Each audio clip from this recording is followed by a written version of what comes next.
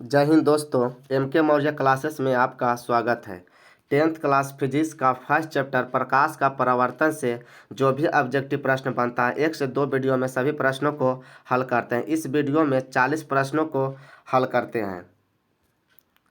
इसमें पहला प्रश्न है,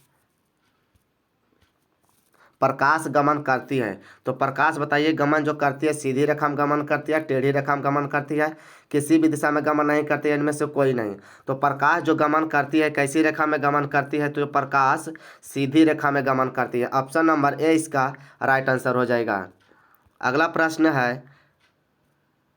अगला प्रश्न नंबर 2 है, प्रकाश का वेग न्यूनतम होता है। तो प्रकाश का वेग जो न्यूनतम होता है, ठोस वस्तुओं में प्रकाश का वेग न्यूनतम होता है। तो इसमें ठोस वस्तु कौन सा है? तो कांच एक ऐसी वस्तु है, तो ठोस वस्तु है। ठोस वस्तु में जो प्रकाश का वेग होता है न्यूनतम होता है। तो ऑप्शन नंबर डी इसका राइट आंसर हो जाएगा। अगला प्रश्न नंबर 3 है, मोटर गाड़ी के चालक के सामने लगा रहता है। तो मोटर गाड़ी के चालक के सामने क्या लगा रहता है? तो उत्तल दर्पण लगा रहता है। ऑप्शन नंबर 20 का राइट आंसर हो जाएगा। अगला प्रश्न नंबर 4 है, मोटर कार के हेडलाइट में किसका प्रयोग होता है? तो मोटर गाड़ी के हेडलाइट में जो प्रयोग किया जाता है तो अवतल दर्पण का प्रयोग किया जाता है। ऑप्शन नंबर सी इसका राइट आंसर हो जाएगा। अगला प्रश्न नंबर 5 है, समतल दर्पण द्वारा बना प्रतिबिंब होता है। तो समतल दर्पण द्वारा जो बना प्रतिबिंब होता है कैसा होता है? तो जो समतल दर्पण जो बना प्रतिबिंब होता है, सभी प्रतिबिंब क्या होता है? दर्पण की क्या बात पीछे बनता है, इसलिए कैसी प्रतिबिंब होती है? काल्पनिक प्रतिबिंब होती है। ऑप्शन नंबर 20 का राइट आंसर हो जाएगा। अगला प्रश्न को सोल्व करते हैं। प्रश्न नंबर 6 होगा, लेंस की क्षमता का एसआई मात्रक होता है। तो बताइए, लेंस की क्षमता का एसआई मात्रक क्या होता है? लेंस की क्षमता का एसआई मात्रक डायोप्टर होता है, लुमेन होता है, लक्स होता है, या इनमें से कोई नहीं होगा। तो लेंस की क्षमता का एसआई मात्रक क्या होता है? डायोप्टर होता है। ऑप्शन नंबर ए इसका राइट आंसर हो जाएगा। अगला प्रश्न नंबर 7 है, प्रकाश की किरणें का पथ दर्शाने वाले चित्रों को क्या कहा जाता है? तो प्रकाश की जो किरणों को दर्शाने वाले चित्र को क्या कहा जाता है? तो किरण आरेख कहा जाता है। क्या कहा जाता है? किरण आरेख। ऑप्शन नंबर ए इसका राइट आंसर हो जाएगा। अगला प्रश्न इसमें है, 2D क्षमता वाले लेंस की फोकसांतर होगी। तो 2D क्षमता वाले जो लेंस की फोकसांतर होगी क्या होगा? तो इसमें इसको हल करते हैं। डी बराबर क्या होता है? डी बराबर होता है 100/f होता है। क्या होता है? 100/f करेंगे तो डी का मान कितना दिया हुआ है? 2 दिया है। और इधर क्या लिखेंगे? 100 सेंटीमीटर में होता है और बटा एफ, यहाँ पर क्या लिखेंगे? एफ लिखेंगे। जब एफ का मान निकालेंगे तो क्या हो जाएगा? 100 क्या हो जाएगा? 2 हो जाएगा। जब इसमें भागा देंगे तो क्या हो जाएगा? 50 सेंटीमीटर हो जाएगा। तो 2D क्षमता वाले लेंस की जो फोकसांतर होगा 50 सेंटीमीटर। ऑप्शन नंबर डी इसका राइट आंसर हो जाएगा। इसमें अगला प्रश्न नंबर 9 है, प्रकाश के किरणें के समूह को कहते हैं। तो प्रकाश के जो किरणों के समूह को क्या कहते हैं? तो किरण पुंज कहते हैं। ऑप्शन नंबर ए इसका राइट आंसर हो जाएगा। अगला प्रश्न इसमें प्रश्न नंबर 10 है, किसी उत्तल लेंस का फोकसांतर 50 सेमी है तो उसकी क्षमता क्या होगी? तो अभी हल किए थे कि 2D क्षमता वाले लेंस की फोकसांतर होता है 50 सेंटीमीटर। इसमें क्या हो जाएगा? तो इसको भी हल करते हैं। तो डी बराबर क्या लिखे थे? 100 क्या लिखे थे? एफ लिखे थे। अब इसमें क्या दिया हुआ? एफ का मान दिया हुआ, तो डी बराबर क्या हो जाएगा? 100/एफ का मान कितना है? तो 50 है। 1 0 से कट जाएगा और 5 दूनी 10। तो डी बराबर जो हो जाएगा कितना हो जाएगा? 2 हो जाएगा, यानी 2D हो जाएगा। तो इसमें क्या हो जाएगा? तो 2 यानी कि 2D जो होगा इसमें माइनस में नहीं होगा, क्योंकि उत्तल लेंस की जो फोकसांतर होता है पॉजिटिव होता है। तो इसमें अगला ऑप्शन होगा ऑप्शन नंबर डी इसका राइट आंसर हो जाएगा। अगला प्रश्नों को सोल्व करते हैं। प्रश्न नंबर 11 है, उत्तल लेंस की क्षमता होती है। तो उत्तल लेंस की क्षमता कैसी होती है? अभी बताए थे जो उत्तल लेंस की क्षमता होती है कैसी होती है? तो धनात्मक होती है। उत्तल लेंस की क्षमता धनात्मक होती है। ऑप्शन नंबर बी इसका राइट आंसर हो जाएगा। अगला प्रश्न इसमें है, प्रश्न नंबर 12 है, अवतल लेंस की क्षमता कैसी होती है? तो अवतल लेंस की जो क्षमता होती है कैसी होती है? तो ऋणात्मक होती है। ऑप्शन नंबर ए इसका राइट आंसर हो जाएगा। अगला प्रश्न नंबर 13 है, उत्तल लेंस को कहते हैं। तो उत्तल लेंस को क्या कहते हैं, तो उत्तल लेंस को अभिसारी लेंस कहते हैं। इसमें क्या होता है, वो उल्टा हो जाता है। अवतल दर्पण को अभिसारी दर्पण कहते हैं। अगर लेंस पूछा जाए तो उत्तल लेंस को अभिसारी लेंस कहते हैं। तो ऑप्शन नंबर ए इसका राइट आंसर हो जाएगा। अगला प्रश्न है, प्रश्न नंबर 14 है, अवतल लेंस को कहते हैं। तो अवतल लेंस को क्या कहते हैं, तो अवतल लेंस को अपसारी लेंस कहते हैं और अवतल दर्पण को अभिसारी दर्पण कहते हैं। तो इसका right answer option number C हो जाएगा। अगला प्रश्न है, प्रश्न नंबर 15 है, निम्न में कौन सा पदार्थ लेंस बनाने के लिए प्रयोग नहीं किया जाता है। तो लेंस बनाने में किसका प्रयोग नहीं किया जाता है, तो लेंस बनाने में जल का प्रयोग किया जाता है और कांच का भी प्रयोग किया जाता है और प्लास्टिक का प्रयोग भी किया जाता है। इसका अगला ऑप्शन देखते हैं, तो लेंस बनाने में जो होता है मिट्टी का उपयोग नहीं किया जाता है। तो इसका ऑप्शन नंबर डी इसका राइट आंसर हो जाएगा। अगला प्रश्न है, प्रश्न नंबर 16 है, किस दर्पण से हमेशा वस्तु से छोटा प्रतिबिंब बनता है। तो अगर दर्पण कहा जाए तो उत्तल दर्पण से जो होता है वस्तु से हमेशा प्रतिबिंब छोटा बनता है। तो ऑप्शन नंबर 20 का राइट आंसर हो जाएगा। अगला प्रश्न है, प्रश्न नंबर 17 है, किस दर्पण से वस्तु का बड़ा प्रतिबिंब बनता है। तो वस्तु से जो बड़ा प्रतिबिंब बनता है अवतल दर्पण में बनता है। ऑप्शन नंबर 20 का राइट आंसर हो जाएगा। अगला प्रश्न इसमें है, प्रश्न नंबर 18 है, जब प्रकाश की किरण हवा से कांच में प्रवेश करती है तो मुड़ जाती है। ये जो क्वेश्चन है क्या है, तो प्रकाश के अपवर्तन से क्वेश्चन इसमें लिखा गया है। तो इसको सोल्व करते हैं। जब प्रकाश की किरणें विरल माध्यम से सघन माध्यम में प्रवेश करती है तो क्या होती है कि अभिलंब की ओर क्या हो जाती है, मुड़ जाती है। तो विरल माध्यम से इसमें क्या है, तो हवा कैसी माध्यम है, तो विरल माध्यम है। तो विरल माध्यम से जब प्रकाश किरणें सघन माध्यम में प्रवेश करती है तो अभिलंब की ओर क्या हो जाती है, मुड़ जाती है। तो इसमें क्या ऑप्शन हो जाएगा, अभिलंब से दूर होगा तो नहीं, अभिलंब के निकट रहेगा तो हाँ। तो क्या होगा इसमें, ऑप्शन नंबर 20 का राइट आंसर हो जाएगा। अभिलंब की ओर क्या हो जाती है, मुड़ जाती है। अगला प्रश्न को देखते हैं। इसमें प्रश्न नंबर 19 है, प्रकाश के परावर्तन के कितने नियम हैं। तो प्रकाश के परावर्तन के कितने नियम हैं, तो प्रकाश के परावर्तन के जो होते हैं कितने नियम होते हैं, 2 नियम। ऑप्शन नंबर ए इसका राइट आंसर हो जाएगा। इसमें अगला प्रश्न है, फोटोग्राफ कैमरा का अभिदृश्य होता है। तो फोटोग्राफ कैमरा का जो अभिदृश्य बना होता है उत्तल लेंस का बना होता है। ऑप्शन नंबर ए इसका राइट आंसर हो जाएगा। अगला प्रश्न है, साइड मिरर के रूप में किस दर्पण का उपयोग किया जाता है। तो साइड मिरर के रूप में जो प्रयोग किया जाता है तो उत्तल दर्पण का उपयोग किया जाता है। ऑप्शन नंबर सी इसका राइट आंसर हो जाएगा। इसमें अगला प्रश्न है, प्रश्न नंबर 22 है, क्या है कि एक अवतल दर्पण की फोकस दूरी 10 सेंटीमीटर है तो उसकी जो वक्रता त्रिज्या होगी क्या होगी।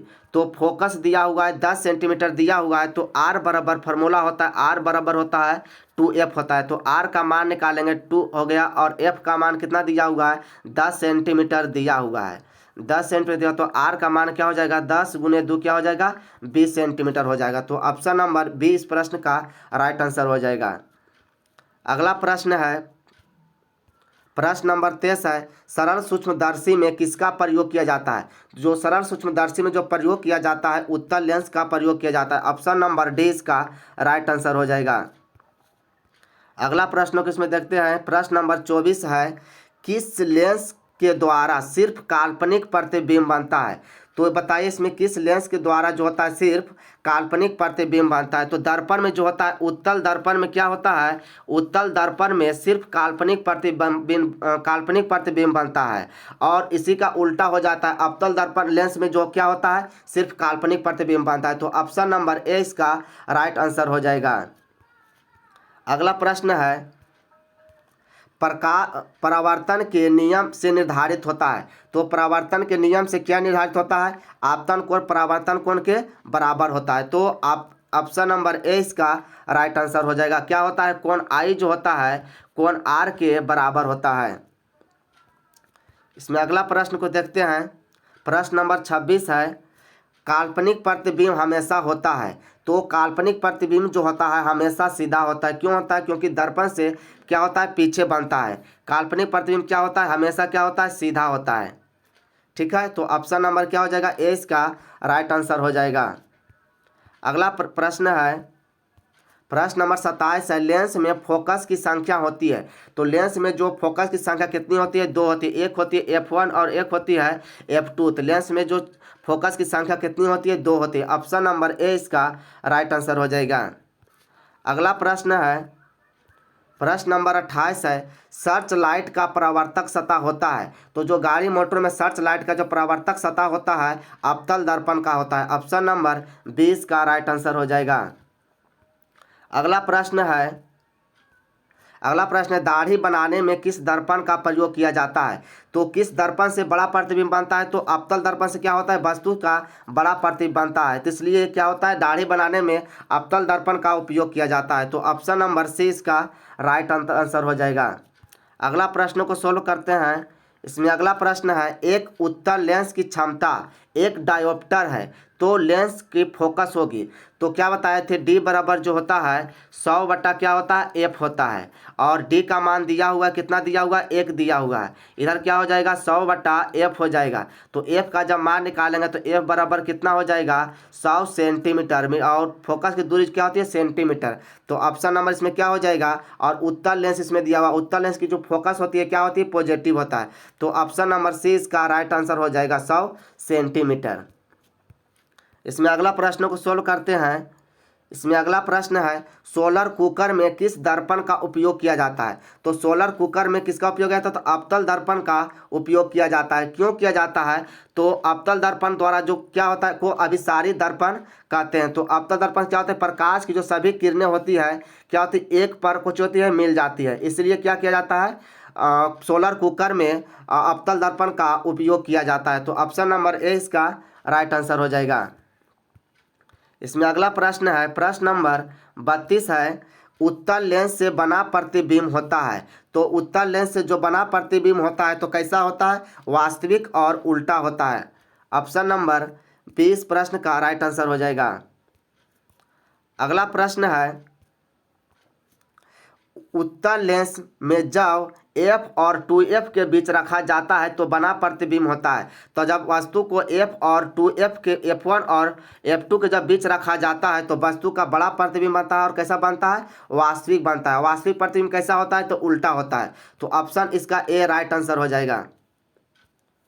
अगला प्रश्न है, दो वक्रीय पृष्ठों से घिरे ठोस माध्यम को क्या कहते हैं। तो दो वक्रीय पृष्ठों से घिरे माध्यम को क्या कहते हैं, तो गोलीय लेंस कहते हैं। क्या कहते हैं, गोलीय लेंस। ऑप्शन नंबर डी इस प्रश्न का राइट आंसर। गोलीय लेंस जो होता है दो पृष्ठों के माध्यम से बना होता है। तो क्या होता है, और ये हो गया कैसा लेंस हो गया, ये हो गया उत्तल लेंस हो गया। और अवतल लेंस क्या होता है, इस तरह से बना होता है उत्तल लेंस। इसमें क्या होता है, इसमें दो क्या होता है, गोलीय भाग का एक कटा हुआ भाग होता है। इसमें भी क्या होता है, दो गोलीय लेंस का कटा हुआ भाग होता है। तो इसमें क्या हो जाएगा, ऑप्शन नंबर डी इस प्रश्न का राइट आंसर हो जाएगा। अगला प्रश्न है, प्रश्न नंबर 35 है, वह गोलीय दर्पण जो बाहर की तरफ से वक्रित होता है। तो जो गोलीय दर्पण बाहर की तरफ से वक्रित होता है उसे क्या कहते हैं, तो उसे उत्तल दर्पण कहते हैं। इस तरह दर्पण क्या होती है, जो बाहर की तरफ से वक्रित होती है उसे क्या कहते हैं, उत्तल दर्पण कहते हैं। ऑप्शन नंबर सी इसका राइट आंसर हो जाएगा। अगला प्रश्न है, प्रश्न नंबर 36 है, निम्नलिखित में कौन दर्पण सूत्र है। तो दर्पण सूत्र क्या होता है, तो दर्पण सूत्र जो होता है 1/v प्लस 1/u बराबर 1/f होता है। तो इसमें क्या हो जाएगा, 1/v प्लस 1/u बराबर 1/f। ऑप्शन नंबर ए इस प्रश्न का राइट आंसर हो जाएगा। अगला प्रश्न को सोल्व करते हैं। इसमें अगला प्रश्न है, प्रश्न नंबर 36 है, गोलीय दर्पण का वक्रता केंद्र को किस अक्ष से निरूपित किया जाता है। तो गोलीय दर्पण का जो वक्रता केंद्र होता है, वक्रता केंद्र को सी से सूचित किया जाता है। किसे सूचित किया जाता है, सी से। ऑप्शन नंबर ए इसका राइट आंसर हो जाएगा। इसमें अगला प्रश्न है, प्रश्न नंबर 38 है, निर्वात में प्रकाश की चाल होती है। तो बताइए जो निर्वात में प्रकाश की चाल कितनी होती है। तो जो निर्वात में प्रकाश की चाल होती है 3 × 10⁸ मीटर प्रति सेकेंड होता है। तो इसमें क्या ऑप्शन हो जाएगा, ऑप्शन नंबर ए इसका राइट आंसर हो जाएगा। अगला प्रश्न है, प्रश्न नंबर 39 है, पतले लेंस की आवर्धन क्षमता होती है। तो पतले लेंस की जो आवर्धन क्षमता होती है, जितना लेंस पतला होता है उसकी आवर्धन क्षमता उतना कम होता है। तो ऑप्शन नंबर ए इस प्रश्न का राइट आंसर हो जाएगा। अगला प्रश्न है और लास्ट प्रश्न है, मोटे लेंस की आवर्धन क्षमता होती है। तो बताए अभी तुरंत बताए थे कि जो लेंस जितना मोटा होता है उसका आवर्धन क्षमता उतना अधिक होता है। तो इसमें क्या कह रहा है कि मोटे लेंस की जो आवर्धन क्षमता अधिक होती है। तो ऑप्शन नंबर 20 प्रश्न का राइट आंसर हो जाएगा। वीडियो अच्छा लगा हो तो लाइक, सब्सक्राइब एंड शेयर करें। जय हिंद।